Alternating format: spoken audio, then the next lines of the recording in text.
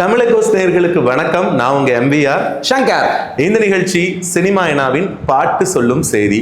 So பாட்டு சொல்லும் செய்தியில் நம்ம நிறைய பாடல்கள் பற்றி பேசிகிட்டு இருக்கோம். அதில் அதிகமாக பேசுறது ஆப்வியஸ்லி இளையராஜாவுடைய பாடல் தான். இல்லை, இளையராஜாவுடைய பாடல்னு முக்கியத்துவத்துக்காக இல்லை, அதாவது நம்ம மக்கள் அதிகமாக கேட்கப்பட்ட பாடல்களை ஒரு கலவையாக எடுத்து அவங்களுக்கு உண்மை. இன்னும் அவருடைய பாடல் அதிகமாக தமிழ் ஃபிலிம் இண்டஸ்ட்ரின்னு எடுத்துட்டோன்னா இளையராஜா பாடல்களை தவிர்க்க முடியாது. அதுதான் ஒரு காலத்தின் சூழல் அப்படின்னு சொல்லலாம். ஏன்னா அவ்வளோ பாடல்கள் அவர் பாடியிருக்காரு, அதில் அவர் இசையமைச்சிருக்காரு, அவர் எழுதியிருக்காரு.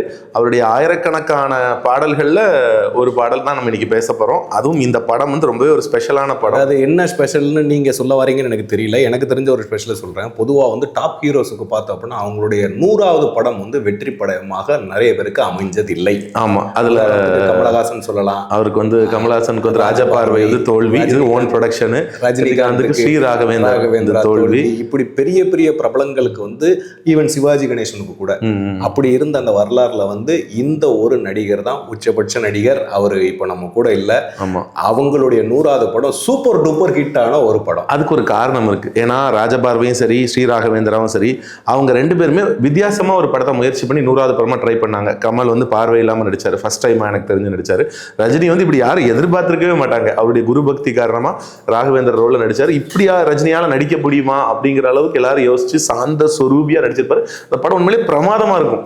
இப்பவே அந்த படத்துல நான் சின்ன வயசுல பொதுகி டிவில பார்க்கும், அந்த கடைசியில வரக்கூடிய ஸ்ரீ ராகவேந்திரா அப்படின்னு டெல்லி கணேஷ் அப்படியே பதறி பார்க்க வேகமா ஓடி அந்த சீன்ல பார்க்கும்போது புல்லரிக்கிற மாதிரி அப்படி இருக்கும் அந்த படம். ஆனா ரசிகர்கள் ரஜினி கிட்ட எதிர்பார்த்தது வேற விஷயம்னாலதான் அந்த படம் தோல்வி அடைஞ்சது. ஆனா விஜயகாந்த் அதுல தெளிவா இருந்தாரு. அதனாலேயே பார்த்து அவர் தேர்ந்தெடுத்து பண்ண படம் தான் கேப்டன் பிரபாகரன். இதுக்கு இன்னொரு காரணம் இருக்கு. இந்த படம் 1991 ஏப்ரல் 14 ரிலீஸ் ஆச்சு. 1-2 பிரச்சனை இந்த படத்துக்கு ஏகப்பட்ட இந்த படம். குறிப்பா பாத்தீங்கன்னா தயாரிப்பாளர், வசனகர்த்தா எல்லாருமே விஜயகாந்தோட ஃப்ரெண்ட்ஸ். அந்த படத்துடைய தயாரிப்பாளர் பார்த்தீங்கன்னா இப்ராஹிம் ராவுத்தர். சின்ன வயசுலேருந்து விஜயகாந்துக்கு ஃப்ரெண்டு. அவருடைய பெரும்பாலான படங்கள் விஜயகாந்த் மட்டும் தான் இருப்பார். விஜயகாந்துக்காகவே ஒரு படம் தயாரிக்க வந்தார் அப்படின்னு சொல்லலாம். அவர் 3 ப்ரொடக்ஷன் கம்பெனியை விஜயகாந்துக்காகவே ஆரம்பிச்சார். ராவுத்தர் ஃபிலிம்ஸ்னு ஒன்று ஆரம்பிச்சாரு, தமிழ் எண்ணெய் ஃபிலிம்ஸ்னு ஒன்று ஆரம்பிச்சாரு, ஐவி இன்டர்நேஷனல் ஆரம்பிச்சாரு. அதில் அந்த 3வது கம்பெனி ஐவி இன்டர்நேஷனல் சார்பாக தயாரிச்ச படம் தான் கேப்டன். விஜயகாந்த் கூட அவர் வச்சு ஏகப்பட்ட படம் டைரக்ட் பண்ணியிருக்காரு. இந்த படத்தில் வசனம் எழுதியிருக்காரு. இதுக்கு முந்தின படம் புலன் விசாரணையிலையும் வசனம் எழுதியிருக்காரு. புலன் விசாரணை படமும் ராவுத்தர் தயாரிச்சு விஜயகாந்த் நடிப்புல, ஆர்கே செல்வமணி இயக்கத்துல, லியாகத் அலி கான் லைஃப் டைம் கரியர்ல சொல்லக்கூடிய தி பெஸ்ட் மூவி இது. இதுல என்ன அப்படின்னு கேட்டீங்கன்னா, நிஜ வாழ்க்கையில நண்பர்களாக இருக்கக்கூடிய அதாவது புரட்சி கலைஞர் அவங்க இல்ல, அதனால இருந்தேன்னு சொல்றேன். சரத்குமாரும் விஜயகாந்தும் இந்த படத்துல பெர்ஃபார்மன்ஸ் கொடுத்திருப்பாங்க. உண்மை. அதாவது விஜயகாந்த் பாத்தீங்கன்னா அந்த டைம்ல நிறைய நடிகர்களுக்கு ஸ்பேஸ் கொடுத்து பண்ணாருன்னு சொல்லுவாங்க. சரத்குமாருக்கு அப்போ ஒரு வெற்றி தேவைப்பட்ட ஒரு சூழ்நிலை. சின்ன கேரக்டர் தான், ஆனாலும் கிட் ஆச்சு. விஜயகாந்த் இந்த 100வது படம் கிட் ஆகிறதுக்கான காரணங்கள் முக்கியமான விஷயம் என்னன்னு பாத்தீங்கன்னா, அதுல என்னன்னா, சரத்குமார் ரீசெண்டா ஒரு பேட்டில கேப்டன் மறைவுக்கு பிறகு உங்களுடைய நண்பன் யாருன்னு கேட்கும்போது கலங்கிக்கிட்டே இப்போ உயிரோடு இல்லை அப்படின்னு சொல்லி விஜயகாந்த் ரொம்ப உரிமையா சொல்லியிருப்பாங்க. அந்த அளவுக்கு நிஜ வாழ்க்கையில நண்பர்களாக இருந்தவங்க இந்த படத்துல நல்லா நடிச்சிருப்பாங்க. இப்போ நீங்க அதுக்கான இப்போ கூட சரத்குமார் பாத்தீங்கன்னா விஜயகாந்த் அவருடைய பையன் சண்முக பாண்டியன் கூட ஒரு படத்துல நல்ல ஒரு ரோல் நடிச்சு அவருக்காக பண்ணிட்டு இருக்காரு. ஸோ இதுல பாத்தீங்கன்னா விஜயகாந்த் 100வது படம் வெற்றி ஆகணுங்கிறது ரொம்ப தெளிவா இருந்தாரு. ஸோ அவர் இது ஒரு டைரக்டர் பிலிமா மாத்திட்டாரு, ஹீரோ பிலிமா அவர் பண்ணல. அதுக்கு ஒரு பெரிய உதாரணம் என்னன்னா, தமிழ் சினிமால ஒரு படத்துடைய ஹீரோ படம் ஆரம்பிச்சு 1/2 மணி நேரம் சீன்ல வரவே மாட்டாரு. ஆனா கேப்டன் பிரபாகரன் பாத்தீங்கன்னா 1/2 hour விஜயகாந்தே ஸ்கிரீன்ல இருக்க மாட்டார், சரத்குமார் தான் வருவாரு. அப்புறம் வீரபத்ரனோட கொடுமையா கட்டி மக்கள் ஹீரோ எப்படா வருவாருன்னு காத்திருக்கிற மாதிரி. கேரக்டர்ல மன்சூர் அலிகானுக்கு என்ன ஒரு ஸ்டார்ட் அந்த படத்துல அவருக்கு, அதாவது கேமியோவிலே சின்ன சின்ன ரோலா நடிச்சவருக்கு ஒரு பெரிய ரோல். ஆக்சுவலா முதல்ல அந்த ரோல்ல நடிக்கிறது பாத்தீங்கன்னா கரிகாலன் ஒரு ஆக்டர், நம்ம திருநெல்வேலிக்காரர் தான் சொல்லுவாங்க. அவருக்கு தான் இந்த படத்துல முதல் வாய்ப்பு இருந்துச்சு. அப்புறம் தான் மன்சூர் அலிகானுக்கு மாத்தினாங்க. ஸோ விஜயகாந்த் 1/2 மணி நேரம் இருக்க மாட்டாருனாலும் அந்த 1/2 மணி நேரம் முடிஞ்ச அந்த போலீஸ் ஸ்டேஷன் சீன்ல என்ட்ரி ஆகும்போது தேட்டரே அல்லோல கலோலப்படும். ஏன்னா எப்ப ஹீரோ வருவாருன்னு காத்துட்டு இந்த வழக்கமான காலை தூக்கி அடிக்கிற அந்த பேக் ஷாட் ஃபைட்டு இப்படி மாசா இருக்கும் படம். படத்துல 2 பாட்டு தான். அது தேவையில்லாம பாட்டு வைக்கணும் வச்சிருக்கலாம். 2 பாட்டு. அந்த டெம்போவை குறைச்சிடக்கூடாதுங்கிறதுக்காக 2 பாட்டு மட்டும். அந்த 2 பாட்டுமே பாத்தீங்கன்னா ரம்யா கிருஷ்ணன் தான் மெயினா இருப்பாங்க. ஆனா உண்மையிலேயே ரம்யா கிருஷ்ணன் இந்த படத்துல நடிக்க கூடாதுன்னு எல்லாருமே சொல்லியிருக்காங்க, தயாரிப்பாளர்ல இருந்து எல்லாருமே. காரணம் என்னன்னா, 1983 தமிழ் சினிமால தெலுங்குல அறிமுகமாய் தமிழ்ல நிறைய படங்கள் நடிச்ச ரம்யா கிருஷ்ணன் நடிச்ச எல்லா படமும் ஃபிளாப்பா. அவங்க இருந்தாலே ஃபிளாப்புங்கிற மாதிரி சூழ்நிலை இருக்கு. பாலச்சந்திர அதெல்லாம் யோசிக்க மாட்டாரு, அதெல்லாம் என்னப்பான்னு சொல்லி அவர் சிகரம் படத்துல அவங்க நடிக்க வச்சிருக்காரு, அதுவும் ஃபிளாப். ஸோ இவங்களை கேஸ்ட் பண்ணாதீங்கன்னு எல்லாருமே சொல்லியிருக்காங்க. இப்ராஹிம் ராவுத்தருக்கு விருப்பமே இல்லையா. அவர் சரண்யாவை நடிக்க வைக்கணும்னு நினைச்சிருக்காரு. ஆனா ரம்யா கிருஷ்ணன் கேரக்டர், இந்த பூங்கொடிங்கிற கேரக்டர் இவங்க தான் நடிக்கணும்னு ஃபிக்ஸ் பண்ணது ஆர்கே செல்வமணி. அவர் என்ன சொல்லியிருக்காருன்னா, மணிவண்ணன் கிட்ட ஒரு அசிஸ்டண்டா இருக்கும்போது ரம்யா கிருஷ்ணன் மனசுல வச்சு அந்த கதையை நான் எழுதினேன் அப்படின்னு உறுதியா இருந்திருக்காரு. ராவுத்தரும் உறுதியா இருந்திருக்காரு. வேற வழி இல்லாம சரண்யாவை வந்து நடிக்க மணிவண்ணன் கிட்ட அசிஸ்டன்ட் டைரக்டரா இருந்தனால அவருடைய அந்த சிந்தனைகள்லாம் அதனால அந்த ராசி எல்லாம் பார்க்கல. ஆனா வந்து சரண்யா பொண்ணுண்ணனை வந்து நடிக்க வச்சிருக்காங்க. அவங்க வந்து சில சீன்ஸ் நடிச்சிருக்காங்க. ஆனா அந்த ஒரு கிளாமர் ரோல் வந்து அவங்களுக்கு விருப்பம் இல்லாம அவங்க பாதிலே விலகி திருப்பி வேற வழி இல்லாம ரம்யா கிருஷ்ணன் வந்து காஸ்ட் பண்ணியிருக்காங்க. ரம்யா கிருஷ்ணன் நடிச்சதுக்கு அப்புறமா வந்து பாத்தீங்கன்னா அந்த படம் வந்து இன்னொரு எலவேட் ஆச்சு.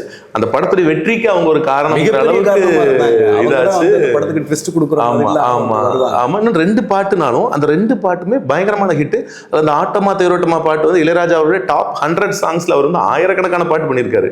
அந்த நேரத்துல அப்படி ஒரு இசை வந்து நம்ம தமிழ் மக்கள் வந்து எதிர்பார்த்திருக்க மாட்டாங்க. ஒரு வித்தியாசமே உய்யா அந்த பிரேசில் உள்ள சாம்பா எஃபெக்ட்ல வந்து நிறைய விஷயங்கள் பண்ணியிருந்தாங்க. இந்த படத்துல நிறைய விஷயங்கள் வந்திருக்கு. குறிப்பா வந்து பாத்தீங்கன்னா அந்த படத்தோட ஷூட்டிங் வந்து ஒரு 60 நாள் வந்து சாலக்குடியில தான் பண்ணணும்னு உறுதியா சொல்லிட்டாராம். ஷூட்டிங் ஸ்டார்ட் பண்ணும் போதே பாத்தீங்கன்னா ஒரு குதிரையும் ஒரு துணை நடிகரும் வெள்ளத்துல அடிச்சுட்டு போயிட்டாங்க.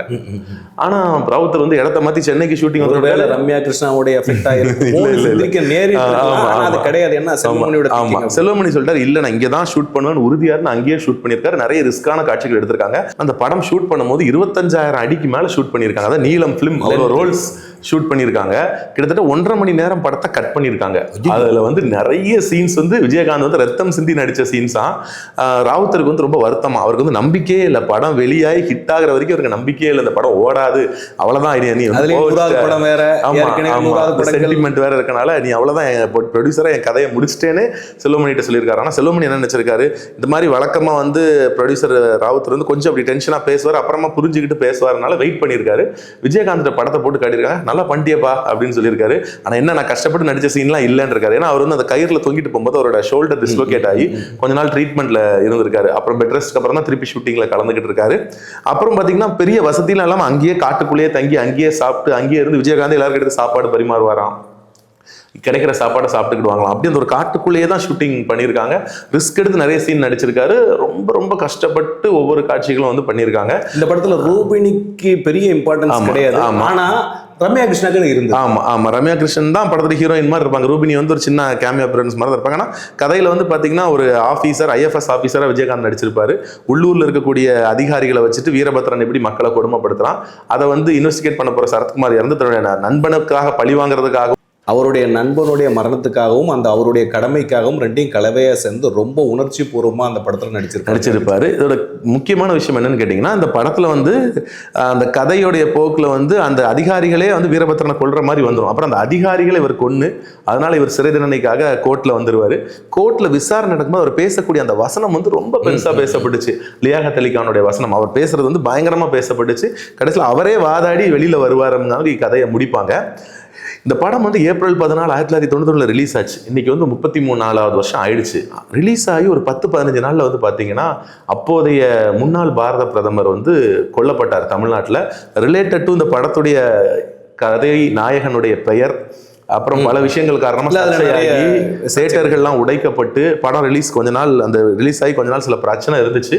அப்புறமும் திருப்பி ரிலீஸ் ஆகி பயங்கரமான ஹிட், சூப்பர் டூப்பர் ஹிட். வசூல் ரீதியாகவும் சரி, வருமான ரீதியாகவும் சரி, அதர் லாங்குவேஜ்லையும் போய் ஹிட் ஆகி இந்த படத்துடைய வெற்றி காரணமா அடுத்து எல்லா டாப் ஹீரோஸும் செல்வமணி அவர்களை கூப்பிடுறதுக்கு தயாரா இருந்தாங்களா. ஆனா அவர் வந்து யங்ஸ்டர்ஸ் வச்சு படம் பண்ணணும்னு சொல்லி அடுத்து ஒரு படத்துக்கு போனார் அப்படிங்கிறது வரலாறு. இந்த படத்துல வந்து கலாபவன் மணி ஒரு அன்கிரெடிட்டட் ரோல்ல நடிச்சிருப்பாங்க. அது மாதிரி பொன்னம்பலமும் நடிச்சிருப்பாரு. இவங்கெல்லாம் வந்து குட்டி குட்டி ரோல்ல நடிச்சிருப்பாங்க. ஓவராலா வந்து வெளியில தெரிஞ்ச இந்த படத்துல யார் அப்படின்னு பாத்தீங்கன்னா R K Selvamani, Vijayakanth already familiar, Sarathkumar, அவங்க ரம்யா கிருஷ்ணா அண்ட் மன்சூர் அலிகானுக்கு நல்லா பார்த்தோம்னா ரம்யா கிருஷ்ணனுக்கு வந்து இந்த படத்துக்கு அப்புறம் சொல்ற மாதிரி அமைஞ்சது பஞ்சதந்திரம், படையப்பா. உண்மை. இதுல மன்சூர் அலிகானுடைய நடிப்பு வந்து பாத்தீங்கன்னா அவரை வந்து ரொம்ப ஒரு கேஷுவலா அவரோட நக்கல் பேச்சு அதெல்லாம் பார்த்து அவரை வேற லெவலுக்கு தூக்கிட்டு போய் இன்னைக்கு வரைக்கும் அவருடைய மேனரிசம் அந்த படத்துடைய மேனரிசம் மாதிரி அப்படின்னு சொல்றது அதே மாதிரிதான் வச்சிருக்காங்க. இன்னொன்னு விஜயகாந்த் வரைக்கும் புரட்சி கலைஞர் தான் சொல்லுவாங்க. இந்த படத்துக்கு பிறகுதான் கேப்டன் அப்படின்னு அவரை கூப்பிட ஆரம்பிச்சாங்க. நல்லா பார்த்தோம் அப்படின்னா கேப்டன்ங்கிற பேர் வந்து அவருக்கு பூந்தோட்ட காவல்காரன் படத்துல வந்து அவர் இந்த மிலிட்டரியில உள்ளவரை நினைச்சிருப்பாங்க, அதுல கேப்டனா வந்திருந்தாங்க. ஆமா, ஆனா கேப்டன்ங்கிற ரெக்கக்னேஷன் கிடைக்கப்பட்டது வந்து இந்த படம் தான். ஸோ இப்படி சிறப்பு மிக்க ஒரு படம். ஸோ அந்த படத்துல இருந்து அந்த பாட்டை வந்து நம்ம பாடிடலாமா? 2 பாட்டு தான், ஒரு பாட்டு சொல்லிட்டீங்க. ஆமா, பாசமுள்ள பாண்டியர் அந்த ஒரு பாட்டு தான். பாண்டியர் கங்கை அமரன் தான் வந்து எழுதியிருப்பாரு. மனோ அண்ட் கேஎஸ் சித்ரா வந்து பாடியிருப்பாங்க. முதல்ல ஃபுல்லா ஃபீமேல் வாய்ஸ்ல தான் போகும், அப்புறம் தான் கொஞ்சம் கொஞ்சம் மேல் வாய்ஸ் வரும். ஒரு ஃபெஸ்டிவல் மாதிரி ஒரு திருவிழா அதில் எடுத்திருப்பாங்க. ஸோ இந்த பாட்டு வந்து பார்த்தீங்கன்னா ஒரு கிராமத்தில், மலை கிராமத்தில் அங்கே நடக்கக்கூடிய ஒரு ஃபெஸ்டிவல். இந்த பாட்டோட பின்னணியிலையும் பார்த்தீங்கன்னா அந்த வீரபத்ரனோட டீம் வந்துகிட்டே இருப்பாங்க. குதிரையில் வர்ற 40 குதிரை, கிட்டத்தட்ட 40 லாரி பிரம்மாண்டமாக எடுத்திருக்காங்க. நிறைய செலவு பண்ணி எடுத்திருக்காங்க. வந்து மியூசிக் ஒரு பக்கம், ரம்யா கிருஷ்ணாவுடைய அவங்களுடைய டான்ஸ் மூமெண்ட்ஸ் அவங்க ரொம்ப நல்லா பண்ணியிருப்பாங்க. ஸோ அது வந்து ரொம்ப படத்தை வந்து இந்த சீன்ல இந்த பாட்டு ரொம்ப பிரம்மாண்டமாக கலர்ஃபுல்லாக இருக்கும். பின்னாடி அந்த கூட்டம் வந்துட்டே இருக்கு. இதுக்கப்புறம் அந்த ஊரை அவங்க சூறையாடுற மாதிரி ஒரு சீன் நடக்கும் இதுக்கப்புறம். அதுதான் அந்த இதில் அழகாக காட்டியிருப்பாங்க. ஸோ இந்த பாட்டை நம்ம ட்ரை பண்ணலாமா? இந்த பாட்டு வந்து என்ன அப்படி கேட்டிங்கன்னா, இனிஷியலாக ஒரு பீட் வரும். அந்த ஒரு பீட்டை நம்ம வந்து நம்ம ஆஸ் யூஷுவல் நம்ம மொபைல் ஆப்பில் கொண்டு வரேன். அப்புறம் நார்மலாக நம்ம இன்ஸ்ட்ருமெண்ட்டுக்கு போயிடும். ஓகே. ஸோ இது வந்து பார்த்தீங்கன்னா இந்த பாட்டோடைய சிறப்பு அப்படின்னு சொல்லி பார்த்தீங்கன்னா, இந்த பாட்டில் வந்து நிறைய விஷயங்கள் இருக்குது. அதில் அந்த மியூசிக் வந்து பார்த்தீங்கன்னா அப்படியே ஒரு மெலடியாக நம்ம அதை டக்குன்னு கேட்கும் போது வந்து ஒரு ஹீரோக்கான மாஸ் சாங்காக இருக்குமோ, ஒரு ஹீரோ வரவேற்கிறதுக்கான சாங்காக இருக்குமோன்னு நினைப்போம். ஆனால் பார்த்தா இது ஹீரோயினுக்கான ஒரு சாங்காக தான் வந்து இந்த பாட்டு வந்து இருக்குது. ஸ்டார்ட் பண்ணிடலாம்.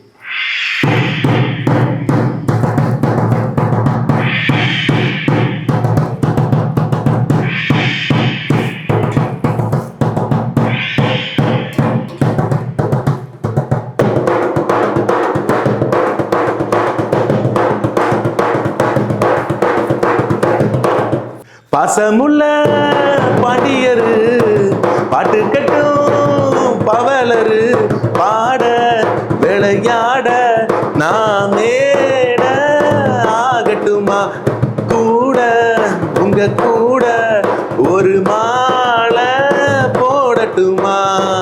பாசமுள்ள பாண்டியரு பாட்டு கட்டும் பவலரு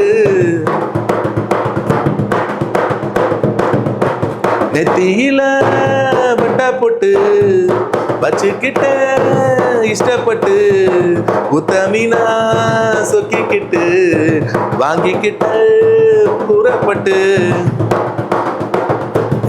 கண்ணால 100 வலை போடுகிற பொம்பல உள்ளூர ஒரு தடி தேன் போல. கண்ணால 100 வலை போடுகிற பொம்பல உள்ளூர ஒரு தடி தேன் போல. முத்தாரம் தான் வித்தாரம் தான்